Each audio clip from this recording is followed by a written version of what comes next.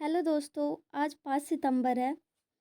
तो सबसे पहले आप सभी को हैप्पी टीचर्स डे की बहुत सारी शुभकामनाएं। इसी के साथ जो है आज का जो हमारा टॉपिक होगा द हिंदू का। तो इसमें सबसे फर्स्ट टॉपिक होगा कि जीएसटी में सुधार का इंडस्ट्रीज एरिया पे क्या इफ़ेक्ट पड़ा है और एयरलाइंस को इससे क्या प्रॉब्लम हुई है। तो इसको हम देखेंगे। इसके साथ ही हम देखेंगे कि केंद्र और मणिपुर की सरकार के बीच में जो कुकी और जो समूह के बीच में जो समझौता हुआ है ना, मणिपुर और केंद्र सरकार ने कुकी और जो समूह के साथ जो समझौता किया है उसको इसमें हम देखेंगे। इसके अलावा हमारा जो थर्ड न्यूज़ रहेगी कि भारत में जन्म दर में गिरावट हमें 2 साल में पहली बार देखने को मिल रही है। तो वो हमारा थर्ड न्यूज़ जो हम इसमें कवर करेंगे। इसी के साथ जो भारत में जो बायो एंटिक संस्कृति है उसका क्या इफ़ेक्ट पड़ता है ह्यूमन हेल्थ पे, कैसे इफ़ेक्ट करता है, तो उसे हम इसमें कवर करेंगे। और इसके अलावा जो नेपाल ने अभी हाल ही में फेसबुक, यूट्यूब और अन्य 23 सोशल मीडिया जो है उसको बैन कर दिए, तो इन सारी न्यूज़ को जो है हम इसमें जो है कवर करेंगे। तो चलिए हम स्टार्ट करते हैं। सबसे पहली न्यूज़ जो है हमारे auto auto pharma sectors hails GST change, airlines feel their wing clipped. ठीक है, तो चलिए ये देखें यहाँ पे क्या कह रहा है कि ऑटो कंपनियों को उम्मीद है कि कर में जो कटौती की जो मांगे हैं वो जो अभी हाल में ही जीएसटी में कुछ सुधार लाए गए हैं, जिससे कि कुछ सेक्टर्स जो है उसमें इसके इफ़ेक्ट बहुत अच्छे देखने को मिले, और जैसे कि ऑटो और फार्मा सेक्टर को इससे जो है राहत मिली है। बट ये जो एयर्स लाइन है ना उसके लिए जो है इसमें जो है काफ़ी सारी चुनौतियाँ बढ़ रही है। इसके अलावा जो है छोटे उद्यमी जो उनके लिए भी श्रम में जो है लागत की चिंता बढ़ रही है। कपड़ा उद्योग में जो 2500 के ऊपर जो कपड़े होते हैं उसके कीमती कपड़ों पे जो है 18% शुल्क से भी काफ़ी निराशा भी हमें देखने को मिल रही है। तो ये क्या है, तो बुधवार 3 सितंबर 2025 को जो है जीएसटी परिषद ने जो है गुड्स और सर्विस टैक्स की दरों में काफ़ी ज़्यादा कटौती की है।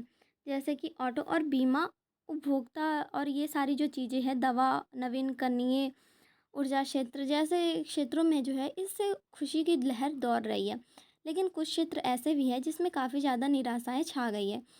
कुछ उद्योगों में जो करों में जो परिवर्तन आए हैं ना वो पूरी तरह से नाखुश होने वाली हैं। अब जैसे कि हालिया में जीएसटी में जो बदलाव हुए हैं, तो ऑटो क्षेत्र में जो है कंपनियों को उम्मीद है कि कर में कटौती गाड़ियों और जो उनकी जो बिक्री है ना उससे उनकी मांग में काफ़ी बढ़ेगी, क्योंकि कर में कटौती से जो है गाड़ियों की मांग काफ़ी बढ़ेगी और उनकी बिक्री होगी। बट एयरलाइंस इकोनॉमिक सीट पर जो जीएसटी बढ़ा है उससे जो है उनकी आलोचना काफ़ी बढ़ गई है। उनका मानना यह है कि इससे जो है हवाई यात्रा काफ़ी महंगी हो जाएगी। और इसके अलावा जो छोटे उद्यमी हैं उसमें जो बढ़ती श्रम और लागत है वो भी कहीं ना कहीं जो है इससे चिंता का विषय बना हुआ है, क्योंकि उनसे जो है उनके बीच का जो मुनाफा है वो घटता जा रहा है। अब कपड़ा उद्योग में जैसे कि 2500 से ऊपर के कपड़ों पे जो है 18% जो है जीएसटी कर देखने को मिल रहा है, जो कि एक निराशा का विषय है, क्योंकि इससे जो इस श्रेणी के जो कपड़े हैं उससे जो है उसकी बिक्री की दर है जो बिकती है वो काफ़ी ज़्यादा घट जाएगी। अब ऑटो सेक्टर, अब हम चलिए कुछ सेक्टर्स की बात करते हैं। तो ऑटो सेक्टर्स में जो है अब यहाँ पे कंपनियों की मांग में वृद्धि होगी। इसके अलावा कंपनियों को भी इससे काफ़ी राहत मिल जाएगी, और कंपनियों को और ग्राहकों के लिए जो है गाड़ियाँ काफ़ी सस्ती हो जाएगी। बट एयरलाइन सेक्टर में गैर इकोनॉमिक सीटों पर जीएसटी बढ़ गया है। इससे जो है एयरलाइन कंपनियां काफ़ी ज़्यादा नाखुश है और आलोचना भी कर रही है। इससे जो है भविष्य में टिकट काफ़ी महंगी हो जाएगी, जिससे कि है हवाई यात्रा कम हो सकती है। इसके अलावा ऑपरेटिंग कास्ट भी बढ़ गया है। अगर अब हम देखें तो छोटे उद्यमी की बात करें तो जीएसटी बदलाव में जो है उनके जो श्रम लागत में काफ़ी ज़्यादा वृद्धि हो जाएगी। प्रतिस्पर्धा जो होती है छोटे व्यापारियों के बीच या फिर बाज़ार में जो प्रतिस्पर्धा देखने को मिलती है उसमें टिके रहना काफ़ी ज़्यादा चुनौती का विषय अब बन चुका है। साथ ही साथ सरकार से जो है राहत की अभी अपेक्षा की जा रही है। अब कपड़ा उद्योग में 2500 के ऊपर वाले कपड़ों पे जो है 18% का जीएसटी भी हमें देखने को मिल रहा है। इससे उद्योग जगत में भी निराशा मिली है, क्योंकि और मध्यम एवं छोटे कपड़े के जो उद्योग है वो इससे काफ़ी ज़्यादा प्रभावित होंगे और उपभोक्ताओं का ऊपर जो है इसका बोझ पड़ेगा। अब इससे ये निष्कर्ष निकलता है कि एक तरफ इसका जो सकारात्मक प्रभाव है वो ऑटो एवं फार्मा सेक्टर पे पड़ रहा है, तो उसका नकारात्मक जो असर है वो कहीं ना कहीं एयरलाइंस, छोटे कपड़े उद्यमी और कपड़ा के उद्योग पर भी हमें देखने को मिल रहा है। तो सरकार के सामने संतुलन साधने के लिए ये अभी जो है चुनौती का विषय बना हुआ है। अब हमारी सेकंड न्यूज़ क्या है, जो टॉप न्यूज़ है, Sri Lanka ink major defence pact government holds meeting with Meitei Kuki groups on Manipur conflict resolution and more. तो चलिए हम देखते हैं। कुकी समूह के साथ जो है अभी शांति समझौते जो हुए हैं केंद्र व सरकार के बीच, तो उसके बारे में हम बात करेंगे।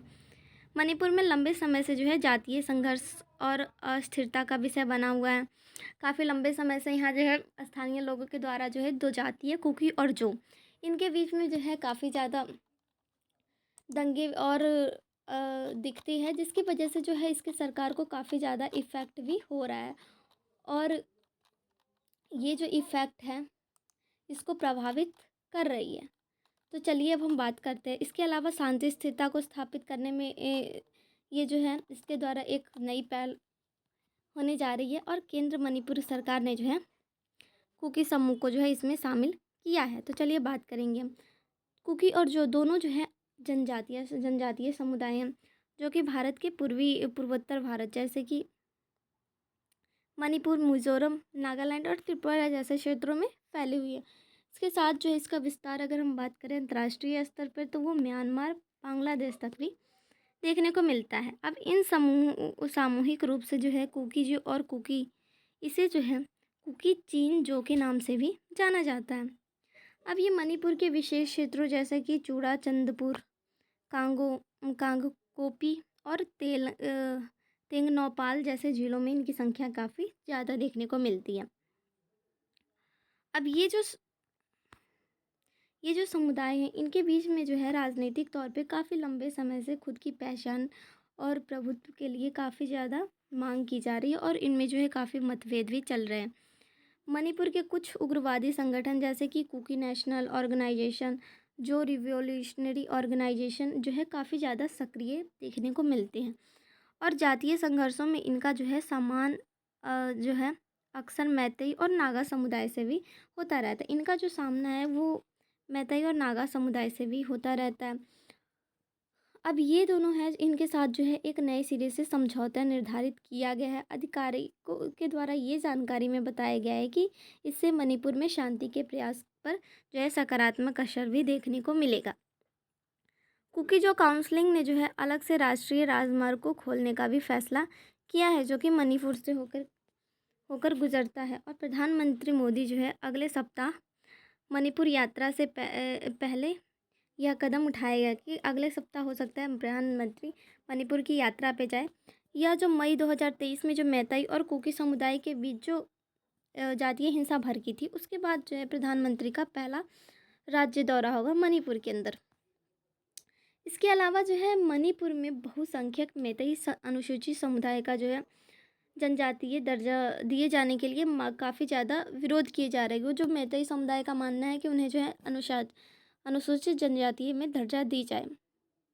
अब ये इसका विरोध किया जा रहा है। जिलों में एकजुटता की जो है मांग वो 3 मई 2027 से जो है जातीय हिंसा के रूप में शुरू हो गई थी। तब से दोनों समुदाय समेत 260 लोगों की इसमें जो है मौत भी हो चुकी है और इनमें जो है काफ़ी सुरक्षा कर्मी भी शामिल हैं। हालांकि कुछ महीनों से जो है इसमें जो हमें अपेक्षाकृत शांति भी देखने को मिलती है। अभी वर्तमान में जो है मणिपुर में राष्ट्रपति शासन लागू हुआ है क्योंकि मणिपुर के जो मुख्यमंत्री थे ना वीरेंद्र सिंह नेमिहिनो, उन्होंने जो है 9 फरवरी को अपना इस्तीफा दे दिया, जिसके बाद जो है 13 फरवरी से वहाँ जो है राष्ट्रपति का शासन लागू हो चुका है, क्योंकि उनकी विधान सभा का जो कार्यकाल था वो 2027 तक निर्धारित था। अब आज की हम थर्ड न्यूज़ देखेंगे, more good news than bad in Delhi's fertility dip. अब दिल्ली में जो है प्रजनन दर में गिरावट आमतौर पर सकारात्मक संकेत माना जाता है, क्योंकि यह जो है जनसंख्या की स्थिरता और सामाजिक विकास की दिशा में एक नई पहल जो है हमें देखने को मिल रही है। अब देखिए, जैसे कि जन दर प्रति हज़ार जनसंख्या में जो है बच्चे जन्मे होते हैं उसके द्वारा किया जाता है। अब इससे जो कुल प्रजनन दर, जिसे हम TFR के नाम से भी जानते हैं, एक महिला के जीवन काल में औसत बच्चों की संख्या से निकाला जाता है। हालांकि भारत में जन्म दर में काफ़ी गिरावट आई है और साथ ही साथ 2 साल में पहली बार TRF में भी गिरावट हुई है। अब भारत की वर्तमान स्थिति ये है कि TRF में अब जनसंख्या का जो है प्रतिस्थापन स्तर 2.1 जो है स्तर नीचे पहुंचा चुका है और उत्तर भारत के कुछ राज्यों में जो है अभी अपेक्षाकृत TRF अधिक है, जैसे कि बिहार, यूपी और मध्य प्रदेश।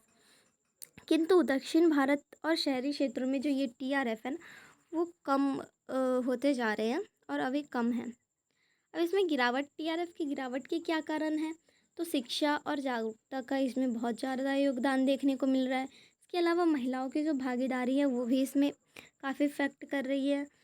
फिर परिवार नियोजन का भी इसमें बहुत बड़ा योगदान है। शहरीकरण, जीवन शैली, ये सारी चीज़ जो है इसमें इफ़ेक्ट करते हैं और साथ ही साथ जो है आर्थिक दबाव एवं बच्चों को परवरिश, उनकी शिक्षा वगैरह, ये सारी चीज़ें इसमें जो है इफ़ेक्ट करती है और ये जो है सारी चीज़ें कारण बन रही है इस गिरावट का। अब इससे ये निष्कर्ष निकलता है कि जन्म दर और TRF में जो गिरावट है वो भारत के लिए ऐतिहासिक बदलाव है और यह जो है दीर्घकाल में अवसर और चुनौती दोनों ला सकता है।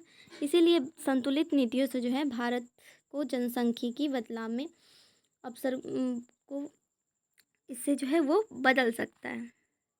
अब हमारा जो फोर्थ न्यूज़ है, the gut brain rocking reckoning how India antibiotic culture imperial mental health. तो हम इस न्यूज़ को इसमें जो है अब जल्दी देखते हैं। अब ये एंटीबायोटिक संस्कृति में क्या है, तो इससे जो है बिना डॉक्टर की सलाह से मेडिकल स्टोर पे जाके एंटीबायोटिक मिल जाना, ये जो कि बहुत ही ज़्यादा हम देखते हैं कि आमतौर पे जब भी बुखार वगैरह होता है तो हम जाते हैं मेडिकल स्टोर से और विदाउट डॉक्टर की परमिशन एडवाइस लिए ले लेते हैं। और वायरल बीमारी में जो है एंटीबायोटिक का हम जैसे कि सर्दी जुकाम आदि में प्रयोग करते हैं और बीच में भी हम कभी कभी दवा जो है धुरी थोड़ा सा ठीक होने के बाद छोड़ देते हैं, जबकि डॉक्टर द्वारा भी ज़रूरत से अधिक कभी कभी जो है प्रिस्क्रिप्शन भी दिया जाता है।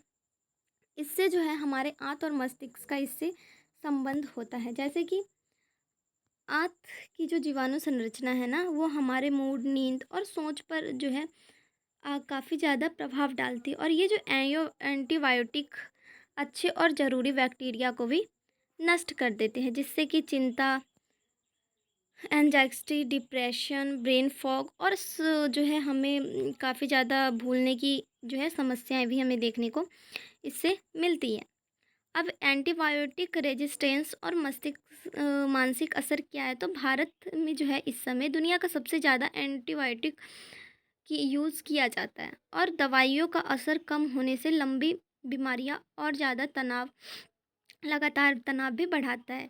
जब हम ज़्यादा दवाइयों का इफ़ेक्ट खाते हैं तो इससे उसका साइड इफ़ेक्ट भी हमें देखने को मिलता है और इलाज की जो अनिश्चितता है और वो भारी खर्चा परिवार के ऊपर जो है मानसिक दबाव भी डालता है। अब इससे जो है बच्चों पर भी इसका असर देखने को मिलता है, जैसे उनकी जीवन की शुरुआती अवस्था में बायोटिक देने से जो है उनकी और संरचना भी है इससे बिगड़ जाती है। साथ ही साथ ADHD, चिंता, अवसाद और मानसिक समस्याएं का भी इससे जो है खतरा बढ़ता है। अब इससे जो है मनोवैज्ञानिक प्रभाव भी देखने को मिलते हैं। अब इसका मनोवैज्ञानिक इफेक्ट अगर हम देखें तो इसका जो है लगातार जो इलाज कभी कभी जो है इससे दवाई भी रिएक्शन करते हैं और असफल होने से जो है बीमारी का भी खतरा ज़्यादा होता है। इसकी वजह से जो है ICU वगैरह भी हमें देखने को मिलता है। अब इसका सामाजिक तौर पे क्या असर पड़ता है, तो आम धारणा इससे जो है तेज़ होती है और तेज़ असर वाली दवाइयों से ठीक होने पे एंटीबायोटिक की ज़्यादा जो है ज़रूरत होने लगती है। अब हमारा जो लास्ट न्यूज़ है, Nepal bans Facebook, x, YouTube and 23 other social media platform तो इसे हम अब कैप्चर करेंगे। तो अभी नेपाल की जो सरकार है, इसने जो है सुप्रीम कोर्ट में जो है सोशल मीडिया, नेपाल की इस सरकार ने सोशल मीडिया के निर्देश पे जो है सुप्रीम कोर्ट के निर्देश पे जो है सोशल मीडिया और संचालित निर्देशों आदि जो 23 के तहत विदाउट रजिस्ट्रेशन के 26 सोशल मीडिया जो है उस पर प्रतिबंध लगाया है, क्योंकि वो नेपाल के अंदर वर्क कर रहे थे विदाउट रजिस्ट्रेशन के। तो इसके अलावा जो है ये प्रतिबंध जो है मुख्य रूप से जो है वो फेसबुक, यूट्यूब, इंस्टाग्राम, एक्स और लिंक्डइन और ऐसे जो है बहुत सारे स्नैपचैट, पिंटरेस्ट, सिंगल, डिस्कॉर्ड और इन सारे प्लेटफॉर्म पे जो सोशल मीडिया का से जुड़ा हुआ है मेन प्लेटफॉर्म, तो इन सब पे लगा है। अब इसके कारण क्या है, तो ये बताया जा रहा है कि ये जो है विदाउट रजिस्ट्रेशन के किया गया है। सरकार ने इन कंपनियों को 27 दिनों में 28 अगस्त तक ये कहा गया था कि वो पंजीकरण रजिस्ट्रेशन करवा ले, ताकि नेपाल में जो है लॉयजॉन ऑफिस खोलने एवं शिकायत निवारण आदि की भी स्थापना की जाए। बट उन्होंने ये बड़े प्लेटफॉर्म पूरी तरह जो है इसे अनदेखा किया था, जिसकी वजह से जो है सुप्रीम कोर्ट ने निर्देश दिया कि वहाँ के जो ये सारे जो प्लेटफॉर्म है घरेलू या विदेश पंजीकृत होने के बाद ही संचालित हो सकते हैं। अगर वो ऐसा नहीं कर रहे हैं तो उन्हें बंद किया जाए। अब अधिकारियों के द्वारा ये तर्क सरकार का दावा है कि इस कदम से जो है साइबर अपराध और गलत जानकारी और जो नकली पहचान वगैरह है इस पे काफ़ी ज़्यादा नियंत्रण किया जा सकता है। अब अभी जो है यहाँ पे जो है टिकटॉक, वाइवर, वीटॉक, डिपचू, पोपो लाइफ, तो ये सारे टेलीग्राम और ग्लोबल डायरी ने अभी आवेदन किया है, तो इसी वजह से ये अभी प्रक्रिया में है। तो ये कुछ मीडिया के वो है जो हमें अभी नेपाल में जो है मेन रूप से अभी चल रहे हैं, संचालित है। अब इसका क्या प्रभाव पड़ेगा, क्योंकि किसी भी चीज़ का प्रभाव सबसे ज़्यादा जो है पीपल को इफ़ेक्ट करता है, तो आपसी संवाद एवं रोज़मर्रा की ज़िंदगी पे इसका प्रभाव काफ़ी ज़्यादा देखने को मिलेगा। जैसे कि 80% जो इंटरनेट या टैरिफ है वो फेसबुक या यूट्यूब जैसे प्लेटफॉर्म पे ही लोग निर्भर करते हैं। अब स्टूडेंट या फिर जो नौकरी कर रहे हैं वो लिंक्डइन और यूट्यूब जैसे प्लेटफॉर्म पे के बहुत ज़्यादा यूज़ करते हैं, जो कि इससे काफ़ी ज़्यादा बाधित होगी। डिजिटल क्रिएटर्स की कमाई का ज़रिया भी इससे जो है बंद हो जाएगा। तो आज के लिए हमारा टॉपिक इतना ही है। तो थैंक यू वॉचिंग दिस।